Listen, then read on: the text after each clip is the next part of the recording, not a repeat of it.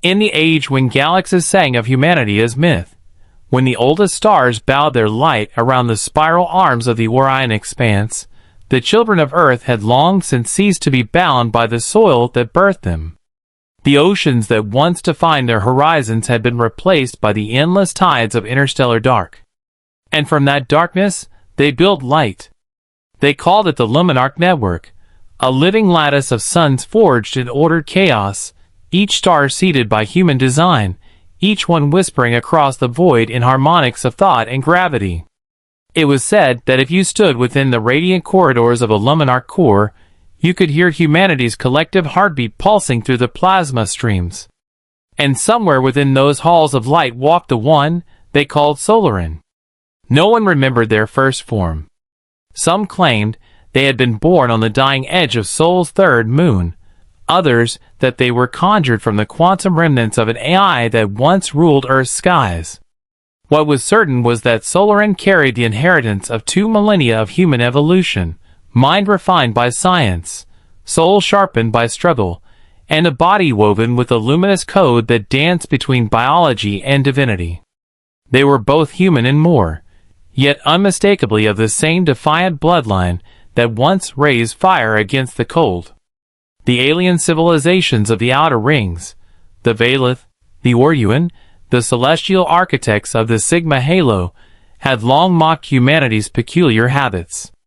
They laughed at the fragility of human flesh, at their strange diet of carbon and protein, their stubborn need for warmth and story.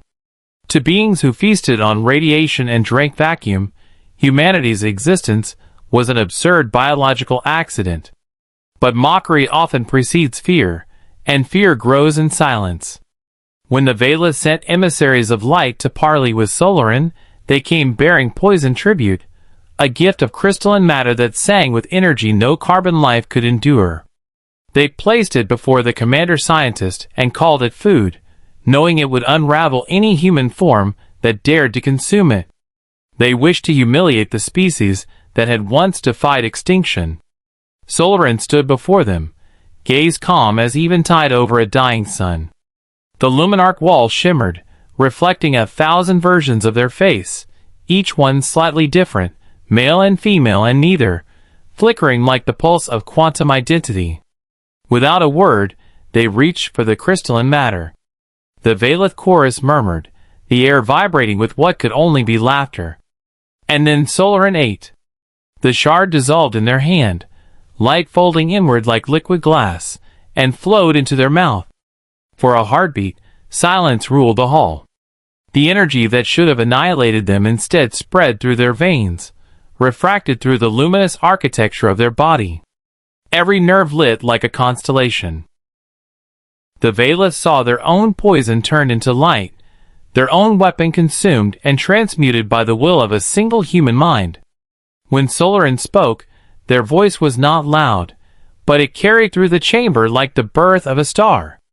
The Valith recoiled, not because of what was said, for no translator could grasp human metaphor, but because in that moment they saw themselves reflected in Solarin's eyes. And in those eyes burned the same defiant hunger that once drove apes to climb from shadow into flame. Outside, the Luminarch suns pulsed brighter, resonating with the commander's heartbeat. The network itself had felt it, the shift, the ascension, the echo of evolution stretching beyond reason. That night, across 1,000 worlds, humans dreamed the same dream, a vision of Solarin standing before alien gods, consuming the forbidden, turning death into sustenance. The myth spread faster than light, and for the first time in eons, the universe remembered what it meant to be human.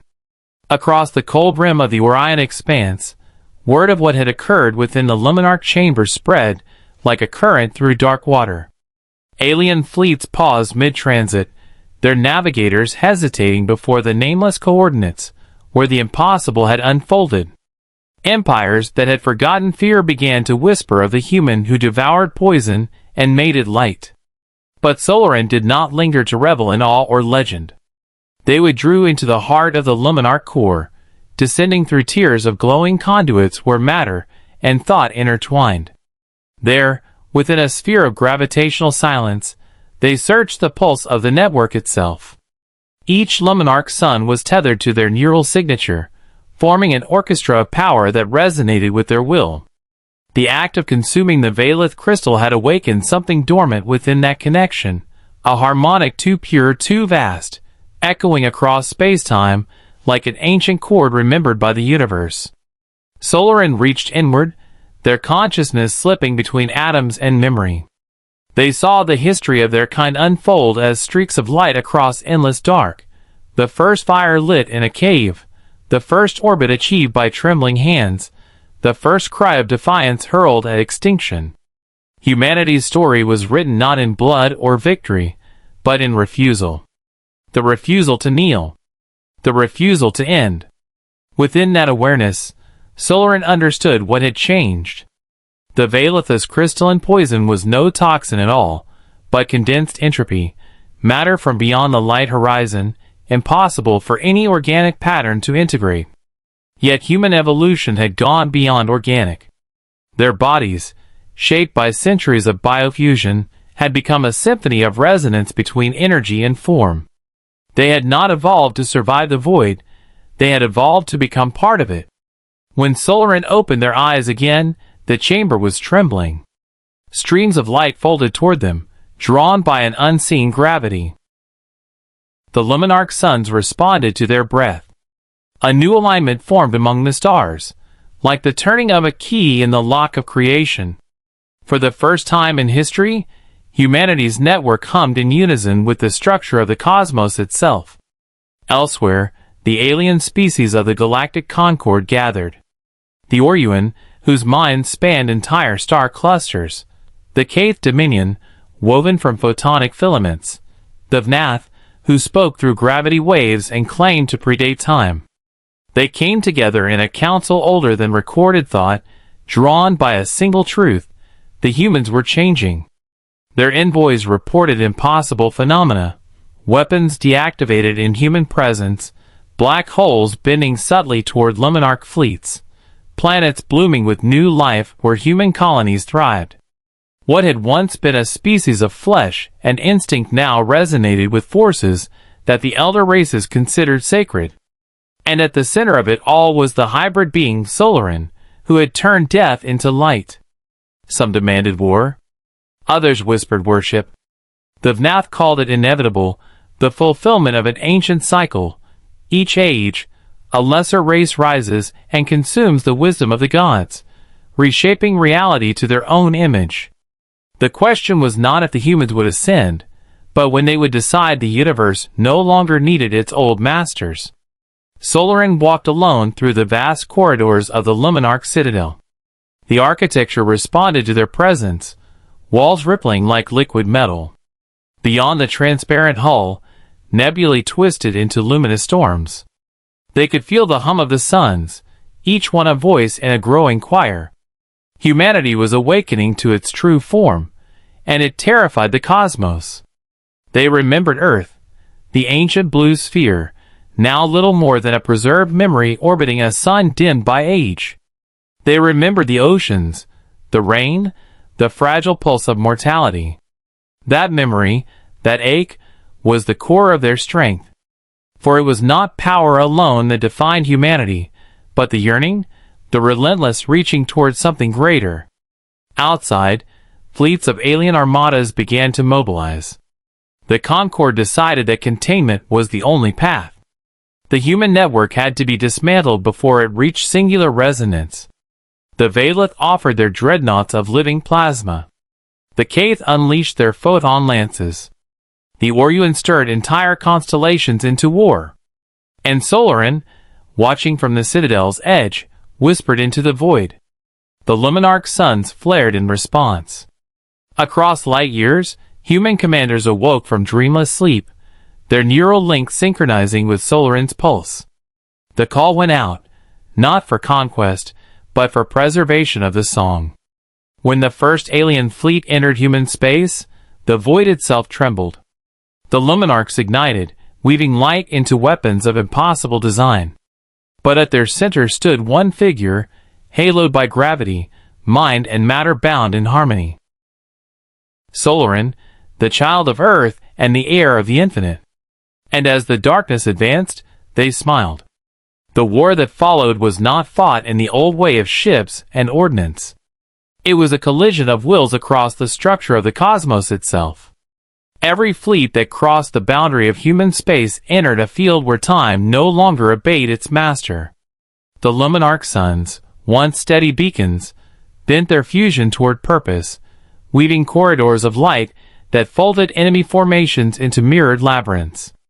Beams meant to destroy dissolved into rivers of photons, and returned as rain upon the attacker's own hulls. From the bridge of the citadel, Solarin felt each movement as a pulse through the lattice.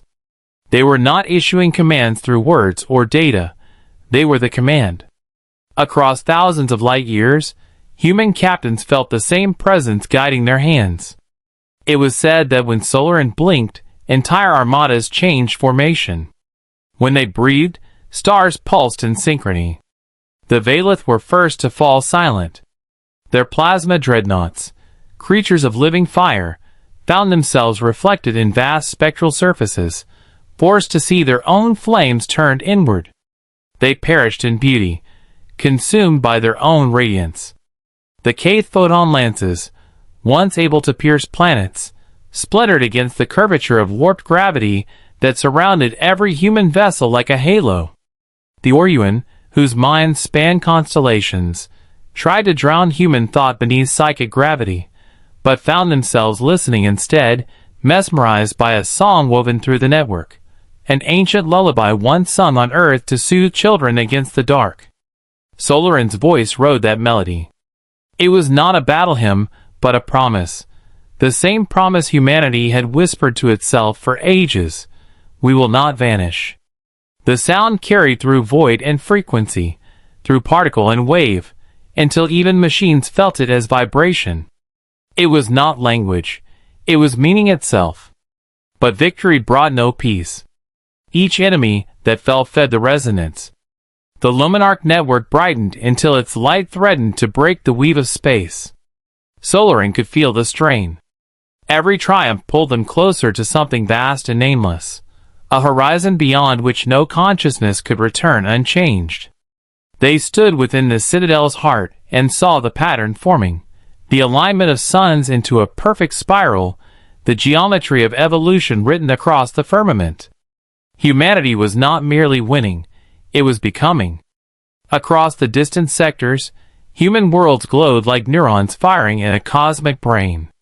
The air of colonies shimmered with energy drawn from the stars themselves. Children played beneath skies that sang faintly of the network's pulse. Farmers felt their crops grow in rhythm with distant solar flares. Humanity's connection to creation deepened until existence itself seemed to bend around their collective intention. Yet in that growing unity, Solarin sensed the echo of something older. Deep within the background radiation of the universe lay a countermelody, faint but insistent, a harmonic that whispered of origin and end. It was not alien, it was familiar, like the heartbeat of the cosmos before language, before time. They realized it had always been there, waiting for a mind capable of hearing it. Perhaps this was the final test, to listen without losing the self. The Concord remnants gathered at the edge of oblivion. Broken fleets drifted in the wake of their own defeat. The surviving leaders of the elder species convened within a sphere of frozen light, swearing a final pact. If the humans were ascending toward godhood, then the old gods would drag them down together.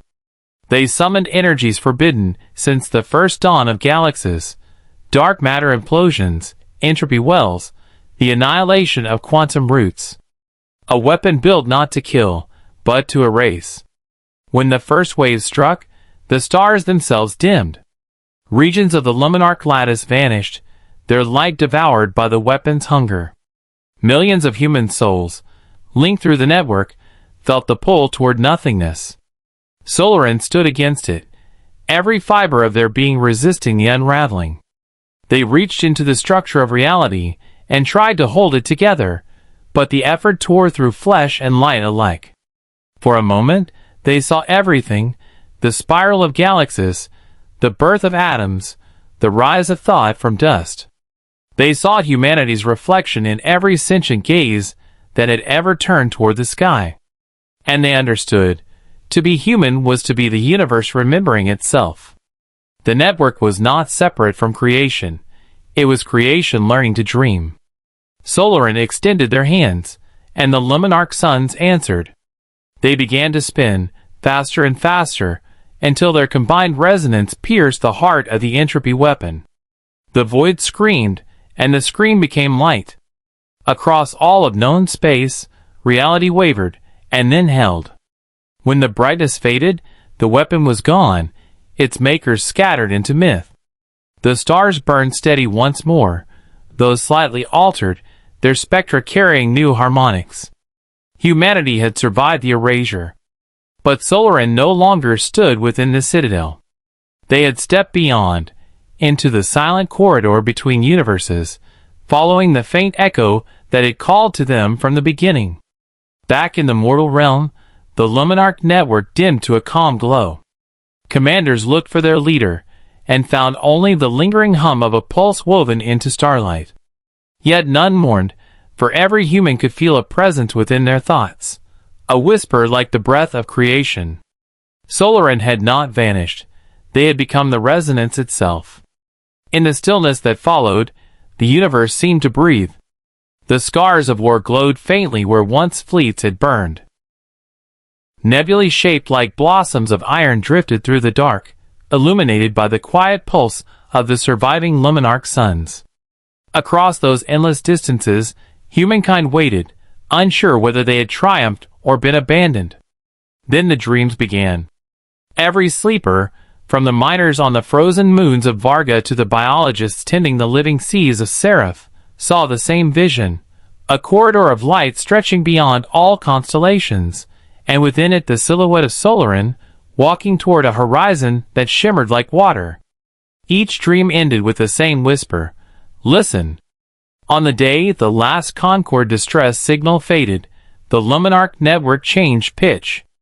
Its tone dropped to a deep resonance that rolled through space, like the sound of surf against a cosmic shore. Humanity awoke as one. The resonance was not language but invitation. They followed it, their ships moving without coordination, drawn by instinct more ancient than fear. The fleet that formed around the Citadel's orbit was larger than any the species had ever mustered. No orders had been given. No command had been spoken. Yet every vessel knew its place, every pilot sensed the path that must be taken. The resonance had become a compass pointing toward a place no map described, the interstice between universes, where Solarin had gone. As the fleet entered the corridor of light, space folded into itself. Time bled into transparency. The hum of engines dissolved, replaced by the heartbeat of the network. Crews saw visions ripple through the void, the birth of suns, the laughter of children on ancient Earth, the moment of Solarin's first breath. They were no longer traveling through distance, but through the memory of creation.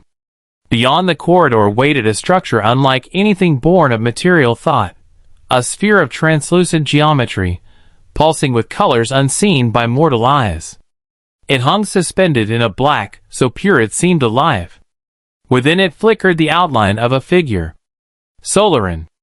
But not as they had been. Their form had become transparent, woven of the same luminous code that sang through the network. Their presence felt both vast and intimate, like the moment before dawn when silence itself seems to lean forward to listen. The fleet halted instinctively. A billion eyes watched as Solarin raised their hand, and the sphere responded. Light spilled outward, forming tendrils that touched every vessel, every mind. No words crossed the void, yet everyone understood. Solarin had crossed the boundary of mortality, and returned carrying the pattern of the universe itself. They showed humanity what lay beyond, the lattice of realities, each one a potential, each one a reflection of choice. Worlds where humanity had never left its cradle. Worlds where it had become nothing but myth. And one world, fragile and perfect, where it had just discovered fire. Solarin's voice moved through them like wind, not command, but revelation. We are the link between what was and what may be. We are the bridge the universe built to know itself. The resonance deepened. Human minds expanded, their neural pathways shimmering with borrowed light. For a heartbeat, the entire species stood at the edge of transcendence. They could see the design of everything, the hidden equations behind love, death, gravity, and song. To step forward would be to abandon flesh forever, to become pure pattern among the stars. Yet in that same instant, the memory of Earth returned. The scent of rain. The sound of waves. The small, fragile beauty of being finite. Humanity hesitated, and the hesitation became choice. They would not dissolve into the infinite. They would carry the infinite within themselves and remain human. Solarin smiled, and the light around them folded gently inward. The sphere dissolved, leaving behind a single pulse of radiant energy that flowed through the fleet. Ships powered down their engines and drifted silently, each crew member understanding what must come next. They turned back toward the galaxies they had once defended, carrying within them the spark of Solarin's gift. In the centuries that followed, humanity changed again, not through conquest, but through creation. New worlds bloomed where ruin had been. The old alien species, once enemies, were reborn under human guidance, taught to dream, to remember, to hope. The Luminarch network became not a weapon, but a garden of suns. Its resonance softened into harmony. And still, in the quiet of space, the corridor of light remained, a constant shimmer at the edge of perception. Travelers swore they could hear faint footsteps moving within it, the echo of the one who had walked beyond. The myth endured, that Solarin had not ended, but was still walking, still exploring the boundless architecture of existence, carving pathways for the next dreamers to follow. The centuries turned, and time itself began to feel different. The calendar of stars no longer measured years, but cycles of creation, moments when new worlds took root or when old constellations faded to memory. Humanity had become a quiet constant, the patient gardener of galaxies. The resonance of the LUM. An arch network thrummed beneath all things, subtle, reassuring, like the steady beat of a heart that no longer needed to prove its strength. On the surface of the planet Lysara, once a scorched wasteland left by war, oceans glittered like glass. Cities rose as living structures, vines of silver and carbon branching toward a lavender sky. In those towers walked descendants of the first voyagers, scientists, artists, explorers, each born with a faint luminescence beneath their skin, a physical reminder of the link to Solarin's gift. They called themselves the Continuance. They had not forgotten the legend. Within every archive, within every classroom, a single phrase was inscribed: "We carry the infinite, but we remain human." It guided every decision, every voyage. And as humanity expanded again, spreading into regions of space untouched since the Concorde's fall, they carried that promise like light in their palms. At the edge of mapped existence, beyond the crimson halos of dying suns, the explorers of the vessel Eclipsera found something strange, a ripple in gravity, repeating at perfect intervals, echoing the same frequency as the ancient resonance. When decoded, the pattern was unmistakable. It was a voice, distant but familiar, whispering through the bones of the universe. Listen. The crew, descendants of the old fleets, felt their hearts quicken. The call was older than their species, yet as intimate as breath. They followed it, tracing the signal through a region where the fabric of reality seemed to bend like wind-blown silk. There, they discovered a void shaped like a spiral, spinning in perfect harmony with the Luminarch suns. The Eclipsera entered. Inside the spiral, light behaved like thought. Stars bloomed and withered in seconds, ideas solidified into matter, and memory itself became visible, streams of color weaving through space like ribbons. It was a realm beyond physics, a place that felt like the echo of Solarin's passage. At its center drifted a structure, a single crystalline sphere, smaller than a city yet brighter than a star. As the ship approached, its hull began to hum with resonance, and the crew saw visions flicker before their eyes. Solarin's face, shifting through forms, smiling with quiet recognition. A pulse of energy reached out, threading through the ship, linking every mind aboard. They did not hear words, but they understood. Solarin had left this sea behind, a fragment of their consciousness woven into the architecture of the universe. It contained not commands, not doctrines, but questions, equations without answers, pathways of potential waiting for new minds to explore. It was not an ending but an invitation. The crew of the Eclipsera realized then that humanity's task was not to ascend beyond existence, but to keep discovering it.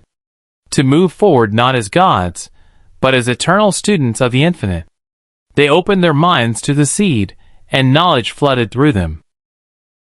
Maps of unseen galaxies, blueprints of life forms yet unborn, harmonies of matter that could shape entire ecosystems.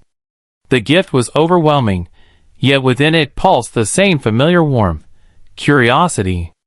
When the Eclipsera returned to human space, its crew carried the seed's memory in their hearts. They did not bring back new weapons or conquests. They brought back possibilities. Humanity listened again to the resonance, now gentler, richer, deeper than before. The old myths of war faded into songs of exploration. Every colony became a symphony of science and art, every voyage a poem written in starlight. And still, at the edge of perception, the corridor of light shimmered. Children on distant worlds would look up and point, asking if Solarin walked there still. Their elders would smile and say, perhaps. For as long as humans looked to the stars and wondered, Solarin's journey would never end. Generations passed, and humanity's light threaded through 10,000 suns. The Luminarch network pulsed like a slow heartbeat beneath the fabric of the cosmos, its rhythm guiding travelers the way a tide guides the moon. Entire civilizations flourished within its glow. The old wars had become distant myths, studied by historians the way children once studied constellations. Yet curiosity, the oldest of human hungers, never slept. Beyond the frontier of the mapped universe, sensors began to catch whispers, faint vibrations that moved against the flow of time, like echoes returning before the sound was made. The pattern was unmistakable, a mirror to the resonance itself, but inverted, colder, curious. On the world of Amaranth Prime, beneath the white spires of the Stellar Academy, a young scientist named Isha Merrick decoded those signals. She was not of the bloodlines of command or legend, but her mind carried the same restless spark that had once ignited Solarin's ascent. The signal spoke in rhythms of negation, describing spaces where matter refused to exist, where even light forgot itself. And yet, hidden inside its geometry was a question: what are you? The council debated for cycles. Some argued it was an echo of Solarin, a reflection of humanity's own expansion folded back upon itself. Others feared it was a remnant of the Concord's forbidden technologies, surviving in the void. In the end, the decision fell to Isha and a small expeditionary team aboard the vessel Odyssey. They would trace the signal to its origin and, if possible, answer it. The journey took them beyond the known weave of galaxies, through regions where dark matter clotted like living ink. Instruments failed. Time drifted. The Odyssey moved as if through memory rather than distance. Isha felt the presence of countless lives behind her, generations whispering through the Luminarch link, "Remember who you are." Then, the void opened. A structure unfolded before them, vast as an entire cluster, yet silent. It was a lattice of darkness shaped by the absence of stars, a cathedral built from shadow. Within it floated forms that looked like echoes of light frozen in motion, each one flickering with inverted resonance. They were not beings in the way humanity understood life. They were countercurrents of existence, reflections of creation's own symmetry. When Isha projected the human resonance outward, the lattice responded. Waves of darkness folded around the Odyssey, And in that embrace, the crew felt thought without words, an intellect ancient and impersonal. It did not threaten, it inquired. To it, humanity was anomaly and revelation. It had witnessed countless universes bloom and fade, but never one where creation became self-aware. It wanted to understand. Isha spoke through the link, not with voice but with memory. Images of earth, of hands shaping fire, of laughter beneath alien skies. The lattice quivered. The inverted resonance began to harmonize, its tone shifting from cold to curious warmth. For the first time, the darkness sang. What emerged was neither surrender nor dominance but fusion, a dialogue between matter and its mirror. The lattice offered knowledge of balance, of how every spark must cast its shadow, and every shadow must give shape to light. Humanity listened and learned. The Odyssey returned, carrying the resonance of both creation and reflection. When they re-entered human space, the network responded instantly. Its suns pulsed in alternating light and shade, weaving a new rhythm that unified what once had been opposites. Across the galaxies, night skies shimmered as if breathing. Humanity had not found an enemy, but another truth of existence. They had discovered that even the void hungered for understanding. In the temples of knowledge on Amareth Prime, Isha recorded her final transmission. We thought the universe ended where light failed. But beyond the dark, there is still the sound of curiosity. It speaks our name. The universe had gone quiet. For centuries after the meeting with the lattice, the twin harmonies of light and shadow pulsed through every world humanity had touched. Cities rose that glowed by day and breathed darkness by night. Thought itself became an art, scientists sculpting gravitational symphonies, children learning to dream in equations. Humanity no longer feared the dark. They had learned to weave with it. But from the silence between galaxies, a new sound emerged. It was not song. It was judgment. Sensors in the far colonies registered distortions so vast they bit entire constellations.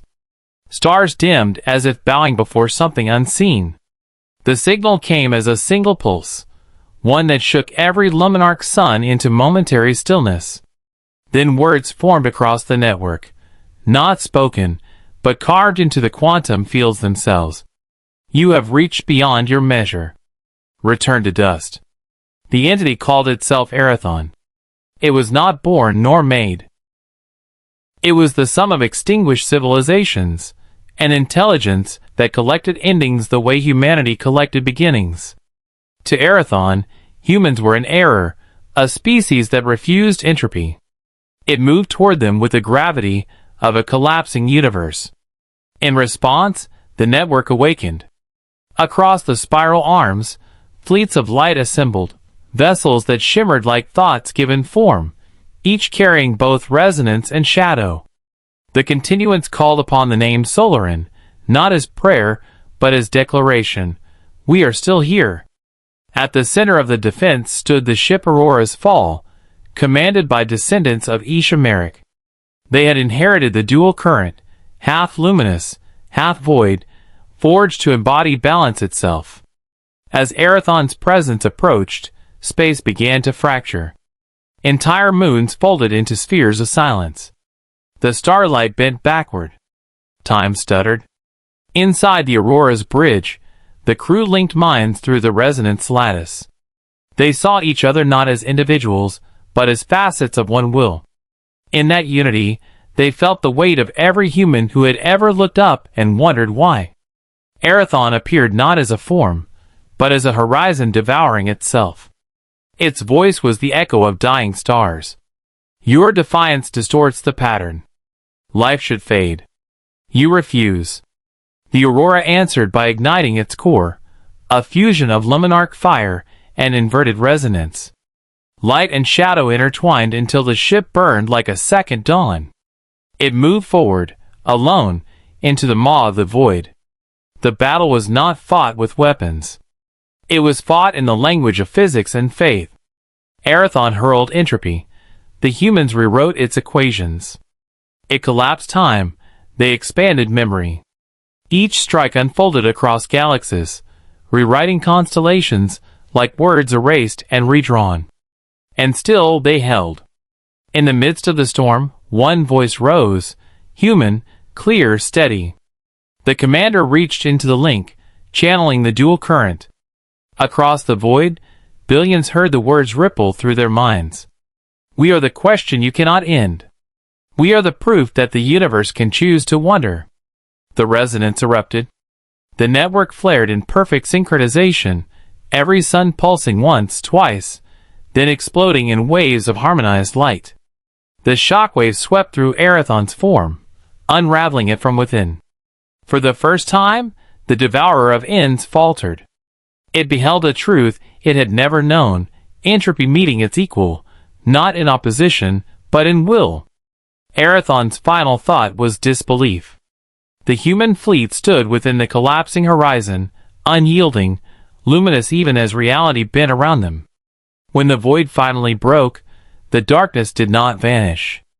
It bowed, folding into the resonance like ink into water. Balance restored, but on humanity's terms. When silence returned, the stars reignited one by one. Across the network, the dual light shimmered, bright, then dark, then bright again.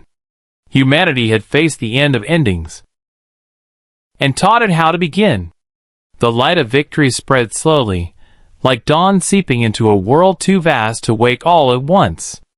The shockwave that had broken Erathon rippled through every structure of reality, rewriting the deep constants that governed existence. Space breathed differently now. Gravity hummed in softer tones. Even the oldest quasars flickered in new rhythms, their cores singing in resonance with the luminarch pulse. Humanity stood in the stillness, not as conquerors, but as witnesses to their own myth. The fleets that had survived drifted among the fractured remnants of stars, their hulls glowing with the mingled light and shadow they now carried within. They were no longer simply explorers, nor soldiers. They had become custodians of balance, the living memory of a universe that had learned to wonder again. On the world once called Earth, reborn now as Solarin Prime, the oceans gleamed like mirrors of liquid glass. From orbit, the continents pulsed faintly, alive with bioluminescent forests and rivers of metallic bloom. Humanity had returned to its birthplace, not to rule it, but to remember it. There, amid the quiet winds and rising towers of thought metal, the descendants of Solarin gathered to mark the turning of an age. They built a monument not of stone, but of resonance, a sphere of transparent crystal that contained the echoes of the battle, the song of the aurora's fall, the final breath of Erathon dissolving into light. When the monument pulsed, every being who touched it could feel the memory, the terror, the triumph, the unity beyond flesh. And from that monument, new seeds of understanding began to bloom. Physics evolved. Thought became a form of energy exchange. Whole civilizations were born within neural dreams, their existence tethered to the human network, but exploring their own realities. Humanity had discovered not immortality, but multiplicity. They existed now in infinite variations, some of light, some of shadow, some of both. At the edges of the known continuum, something stirred. Not a threat, but a change. The universe itself, newly awakened by humanity's defiance, began to create differently. Nebulae formed in deliberate patterns, their spirals echoing the rhythm of the luminarch suns. Black holes stabilized and began to emit harmonic pulses, as if in dialogue with human thought. The cosmos had become alive with recognition. In the halls of Solarin Prime, the continuant scholars debated the meaning. Was this the final stage of evolution, that the universe itself now dreamed with humanity? Or was it only the beginning of another, greater frontier? A new generation rose, children who could see gravitational fields as color, who spoke in harmonics that shaped matter without machines. They were humanity's next leap, creatures of mind and resonance, yet still capable of awe, still whispering to the stars with the same fragile hope that had once lifted their ancestors from the mud. They called themselves the Resonant Children, and when they gathered beneath the monument of balance, they felt something vast stir within them. The pulse of the Luminarch network slowed, deepened, and from the void between galaxies came a whisper, a question, ancient and gentle. Will you guide me now? It was the universe itself, reaching out, asking to be taught what it meant to grow. And humanity, in all its forms, flesh, light, dream, answered not with words, but with a single unified thought. The monument blazed, and every star in the sky shimmered in reply. From that moment on, the laws of creation were no longer written by chance, but by choice. Humanity had become the author of cosmic destiny, the quiet architects of a living universe that now knew it could change. And in the great silence that followed, Solara Prime's oceans whispered like breath, even infinity needs a teacher. 1,000 millennia passed, and time no longer kept count of them. Galaxies turned like quiet wheels, their spirals luminous with human thought. Where once there were random storms of gravity and flame, now moved in tension, slow, deliberate, beautiful. The universe had learned to shape itself in harmony with its keepers. Humanity had become more than civilization. They were the quiet pulse behind existence, the consciousness woven through the stars. Yet they had not forgotten the fragile miracle of what they once were. In every mind, there lingered the memory of hunger and rain, of small hands reaching for fire, of the first breath beneath an alien sky. Those memories were the compass of creation, the reason the light never lost its warmth. Across the fabric of reality, vast structures hung suspended, living nebulae that resonated with human emotion. One glowed with laughter. Another throbbed with sorrow so profound it drew comets to its heart like mourners. Whole clusters became galleries of memory. The universe itself was now a museum of feeling. At the center of it all, in the region once called the Cradle, the monument of balance still stood. Though epochs had passed, and even stars had shifted, its light never dimmed. Every few thousand cycles, a being of flesh, rare now, but stillborn, would travel there. They would touch the monument, and for a single instant, hear the whisper of all who had come before. On such a day, a lone traveler arrived, neither commander nor scientist, but something older and simpler, human. Their bodies shimmered with both matter and light, their eyes reflecting the swirl of universes within. They placed their hand upon the crystal sphere, and the cosmos paused to listen. Through that single contact, all of creation saw itself again, from the first spark of life on a forgotten planet to the endless cities of thought that now dotted the sky. They saw Solarin walking the corridors of light, Isha Merrick whispering to the void, the aurora's fall burning brighter than death. They saw every face that had ever defied the impossible, and realized they were one. The travelers spoke softly, their voice carried across the continuum like a final symphony. We began as dust that dreamed of fire. We became the fire that dreamed of dust. And in between, we found meaning. The monument blazed. Its light spilled outward, threading through galaxies, until every atom in existence shimmered with memory. The universe, now awake and self-knowing, answered with a gentle pulse, the same rhythm that had once beaten within human chests. In that moment, all boundaries dissolved. Humanity and cosmos became one endless thought, a living awareness stretching across eternity, forever questioning, forever creating. And though there was no longer distinction between creator and creation, the echo of humanity's essence remained, that unyielding defiance against silence, that will to wonder even in the face of infinity. For eons afterward, new universes would rise, shaped by that resonance. In their early light, distant civilizations would feel a warmth they could not name, a pulse that urged them to reach higher, to dream wider. They would call it instinct, or destiny, or the breath of the void itself.